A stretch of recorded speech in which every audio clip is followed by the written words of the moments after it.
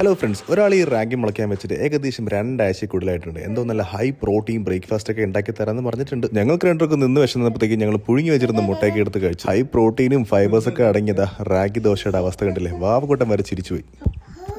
പണി പാളിയെന്ന് മനസ്സിലായ വൈഫ് വാവക്കുട്ടിന് ആ പൊടിയെടുത്ത് നല്ല കുറുക്കുണ്ടാക്കി കൊടുത്തു. ഞാൻ പിന്നെ ഒരു അവക്കാടയും കുറച്ച് യോഗട്ടും ഒരു സ്മൂതി ഉണ്ടാക്കി അങ്ങനെ. പക്ഷേ ഒരു ഫ്യൂ മന്ത്സ് ബാക്ക് പുള്ളിക്കാരി ഇതേ സെയിം സാധനം ഉണ്ടാക്കിയപ്പോൾ നല്ല അടിപൊളിയായിട്ട് വന്നു. പക്ഷേ ഈ പ്രാവശ്യം എന്തോ പണി പാളി. അടുത്ത പ്രാവശ്യം ഡബിൾ പവറോടെ തിരിച്ചു വന്നാണ് പറഞ്ഞിട്ടുള്ളത്. എന്തായാലും നമുക്ക് കണ്ടറിയാം. ബ്രേക്ക്ഫാസ്റ്റ് നൈസായിട്ട് പാളിയതുകൊണ്ട് ലഞ്ച് പെട്ടെന്ന് തന്നെ റെഡിയായി. നല്ല സോസേജ് കറി, അടിപൊളി രസം. ഈവനിങ് ആയപ്പോഴത്തേക്കും ഗിതി വന്നിട്ടുണ്ടായിരുന്നു. പിന്നെ ഞങ്ങളൊന്ന് പുറത്ത് പോയിട്ട് വന്ന് വാവക്കുട്ടിനെ കൊണ്ട് ഞങ്ങൾ നേരെ ഹോസ്പിറ്റൽ പോയി. കാരണം വാവയ്ക്ക് ചെറിയ ചുമയും പനിയൊക്കെ ഉണ്ട് കേട്ടോ. ട്രിപ്പ് കഴിഞ്ഞ് വന്നതിൻ്റെ അതിപ്പോൾ എപ്പോഴും ട്രാവൽ ചെയ്ത് വന്നാലും ഇത് തന്നെയാണ്. ഈവനിങ് നമ്മുടെ ജിമ്മിൽ വാലന്റൈൻസ് ഡേ ആയിട്ട് ചെറിയൊരു ഗെറ്റ് ടുഗദർ ഒക്കെ ഉണ്ടായിരുന്നു കേട്ടോ. ബെഞ്ച് പ്രസും കപ്പിൾ ഗെയിം ഒക്കെ ആയിട്ട് അങ്ങനെ കുറച്ച് ഫണ്ണായിരുന്നു. ഇങ്ങനെ ഒരു ഈവനിങ് സംഘടിപ്പിച്ച നമ്മുടെ രമ്യ മാമിനും പിന്നെ അവരുടെ അടിപൊളി ക്രൂവിനും ഒരു ബിഗ് താങ്ക്സ്. സമ്മാനദാനം കഴിഞ്ഞ് ഹോൾ ടീമായിട്ട് ഒരു ഫോട്ടോ നേരെ വീട്ടിലേക്ക്.